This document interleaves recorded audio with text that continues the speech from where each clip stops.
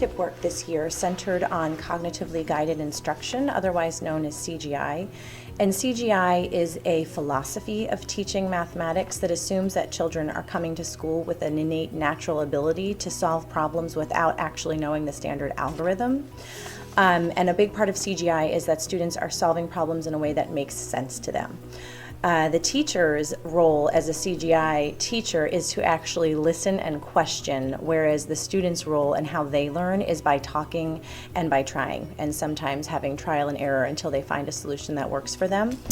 We noticed a disconnect at our school that we recognized as our problem of practice, and that was that we had a group of teachers, K2, who were practicing CGI, and we didn't have any CGI going on in the upper grades 3 through 5. And so our goal was to stretch the practice of CGI to as many classrooms as possible and to include anyone who wanted to be trained in CGI. We understood this to be a problem because students that had been successful in math in kindergarten through 2nd grade reached 3rd grade and suddenly began struggling because instead of being able to show their thinking in multiple ways or use multiple strategies, they were asked to only use the standard algorithm. When the Common Core State Standards were introduced, this became a more salient problem due to the emphasis placed on the use of multiple strategies in the Common Core State Standards, and also the expectation that students needed to now defend their thinking and critique the reasoning of others, as well as learn how to become adept at deciding which tools and strategies would work to solve a problem. Teachers who had been practicing CGI had been preparing their students for this without even realizing that we were doing it, and with the shift to Common Core, we felt it was very important to get training for as many teachers as we could in the CGI method.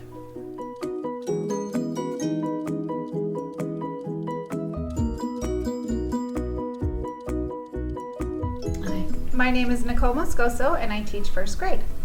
And my name is Kathy Mann. I teach 2nd grade. I'm Wendy Moulton, and I teach kindergarten. And I'm Trish Morrissey, and I also teach kindergarten. I wanted to talk about the demographics of our school at Lucille Smith Elementary. We have approximately 500 students. We are mostly Hispanic, 71%. We also have 11% Black and 10% Asian or Pacific Islander. We are 50% English language learners, and most of our students are on free and reduced lunch with 81%. And I wanted to talk a little bit about our goal for TIP 4. So initially, 5 of us were involved in TIP 3, of the TIP 3 grant, and we reaped a lot of benefits from that grant. And in our TIP 3 grant, the 5 of us were able to really we wanted to expand our own practice in the classroom with CGI, so we were able to use that money to hire a coach who would come in and work one-on-one, as well as observe and debrief lessons with us. And as a result of that, we grew tremendously in our own practice. And so when we had the opportunity to do TIP 4, we were very fortunate to be able to really, our goal was to build capacity and to expand that wealth and that knowledge to other teachers within our school, because we felt like there were pods of us who were doing it and doing it well, and then there's also a majority of teachers who maybe had dabbled into it but didn't have the opportunity to learn more, or others who were new to school or teaching and hadn't had the opportunity at all. And so our goal primarily through TIP 4 was to be able to take that money and provide the support to build capacity, basically, and really to make our school as a whole more CGI school, and to strengthen our math practices across the grade levels.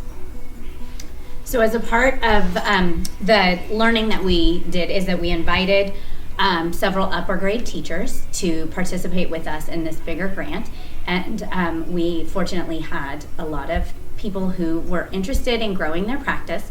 So they participated in some team meetings that we all met together, as well as those who had more beginner level experience with CGI were able to participate in trainings and collaborate with our district TOSA, who has a lot of background in CGI. She was able to go with them to observe in other CGI classrooms, as well as debrief with them, spend planning time with them, looking at the Common Core standards and how CGI can help get them there, and work on lesson plans and unit plans.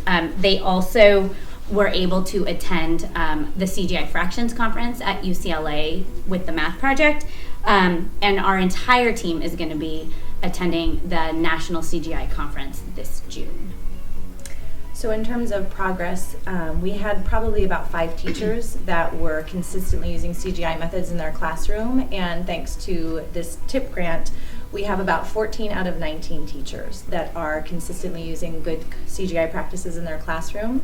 We also were able to plan and implement a math family night for K-5, whereas in previous years it was only K-2 due to the lack of participation in CGI. One of our other goals was to also have a dedicated place in our classroom for math, and each teacher has a math wall, and also a dedicated time that even if you weren't comfortable implementing CGI completely, you had a day to problem solve, and we have stuck to that. We also noticed a renewed sense of excitement around math with the teachers, and we felt that the TIP grant has brought out a camaraderie among our staff, and not just with the teachers that are directly participating, but for example, in 4th grade, 2 of the teachers were grant participants, but the 3rd, 4th grade teacher also has learned a lot about CGI and is participating too. And in regards to supplies and things, we were able to really give our members a lot of money to get the classroom supplies they need for CGI, whether it was materials for counting collections or tools like hundreds charts or number lines. And we were also able to purchase iPads for use in the classroom for teacher note-taking, for using Notability, for planning warm-ups, and for student use of any apps that were supportive of CGI. Cut.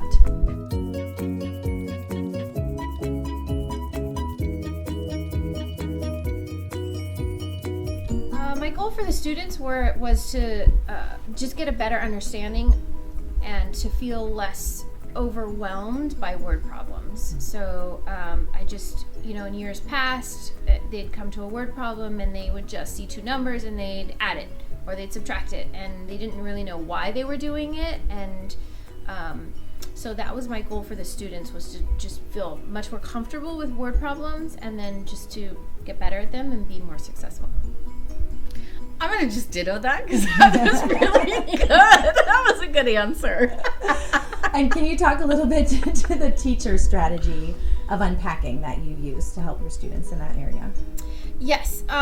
So unpacking is when you give them the initial problem and you talk about that problem. So you talk about what do they notice in the problem? Who's the character? What's the ultimate goal in that problem? They can turn and talk and share with a partner what they notice. You can have them kind of visualize that problem, visualize the number. We had them, initially I had them draw a picture to see kind of what they did. So unpacking really is just breaking down the problem into segments and just discussing what does that mean? What is it asking you to do? Great. I'm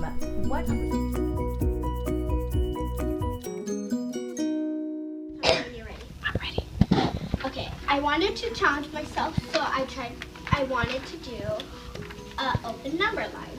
So I'm drawing an open number line, and I'm going to draw a 68 because if you're going to subtract, you're going to have to start with the biggest number. Why are you subtracting, Kayla? Because I wanted to show that there could be 2 ways than just adding. Could you have added using this open number line? Yes. Okay. So I'm going to start from 68. And Why? I'm going to start at 68 because that's how many friends she has, and that's the biggest number. Does she need any more stickers than 68? No. Well, she does need exactly 68 stickers for all of her friends. So she doesn't need 69 stickers? No. She doesn't need 80 stickers? That's why she Does she need 100 stickers? No. But if you want to one for herself, that'll be 69. If she wanted one for herself, yes, she would want 69. But did the story tell us that? No. Okay.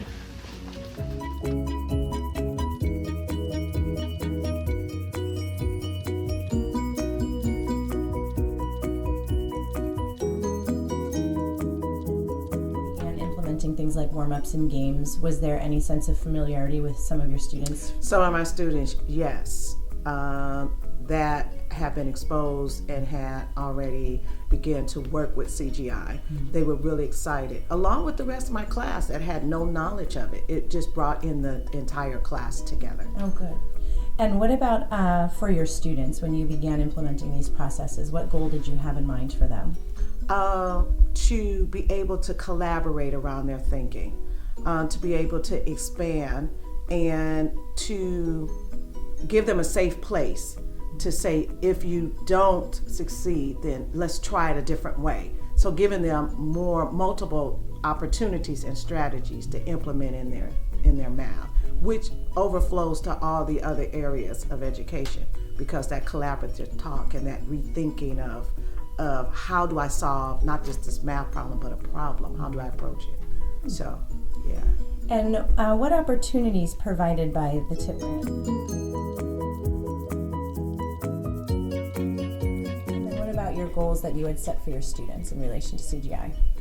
I think I really wanted them to be critical thinkers and be able to draw on lots of strategies and not worry about doing it the one right way. So I think we both were very successful in having our students be able to draw on lots of different ways to be problem solvers, and not just, oh, I have to do this step and this step and this step, but I can actually solve this problem, how it's going to work for me. I think we were successful in that for our students. A lot of the kids feel uncomfortable at first because they want to do it the teacher's way, and when the teacher doesn't show them a way first, they feel a little lost. But the kids definitely got used to it, and they knew that I had given them everything they needed, and then it was up to them to figure it out. What opportunities provided by the grant?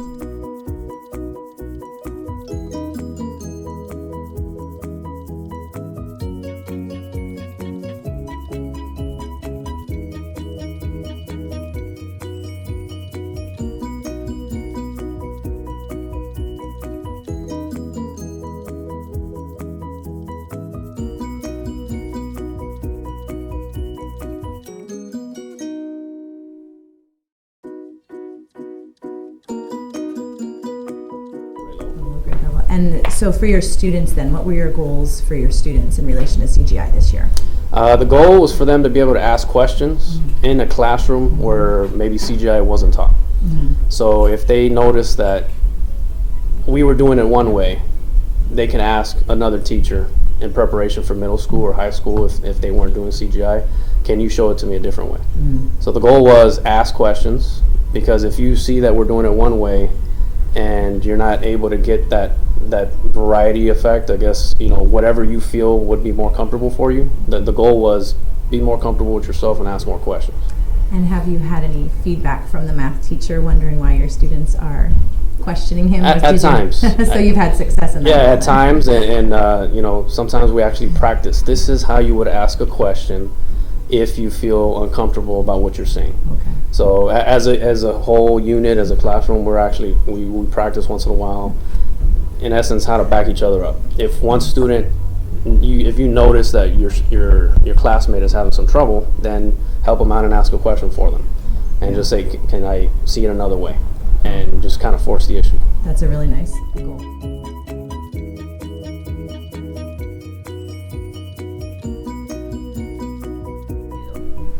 Great.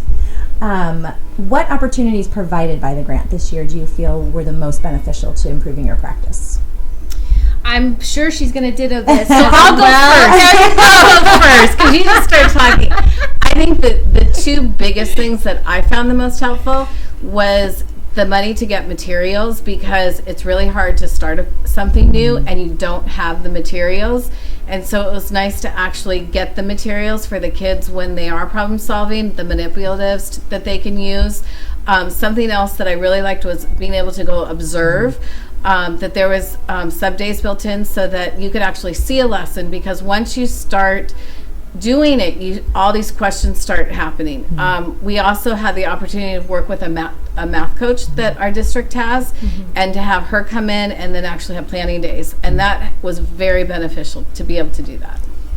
I agree wholeheartedly. Ditto. Yes, that is for me. Like, I'm just such a visual learner that someone can tell me what to do, but unless I see it in practice, I really don't grasp a full understanding of it. So having the sub days to be able to observe teachers that are have been implementing it, and like veteran teachers, it was just really, oh, that's what they meant. You know, that's what we could do. Or even just seeing the students interact with the problem and how they're solving it, and management skills. I mean, it was just, it was a really great opportunity to go and observe. And our math coach, Chelsea, she's phenomenal. So we're really lucky to have her in our district. So, And the book club, collaboration, openness to go in rooms. I think the largest thing for me was the collaboration, being able to have resources to ask questions, uncertainty, and feel safe as a teacher that's okay. And to be able to walk in classrooms. Haven't done it as much as I like, but it's just good to know at any time there's so many of our educators on this campus that are well versed in it, that you can say, hey, and it's just really quick, and having people who are knowledgeable about CGI was really good. And when you're speaking of collaboration, was that in relation to working with Chelsea? More collaboration working with the direct teachers at this site. Good. Provided by the grant, do you feel that were most beneficial to you this year? Materials. I mean, just being able to use different materials that I would not have had access to.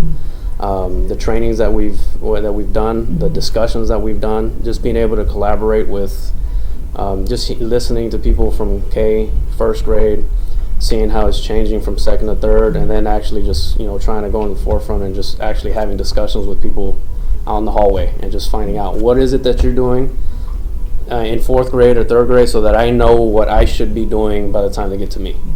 Okay. So just something to add. That's great.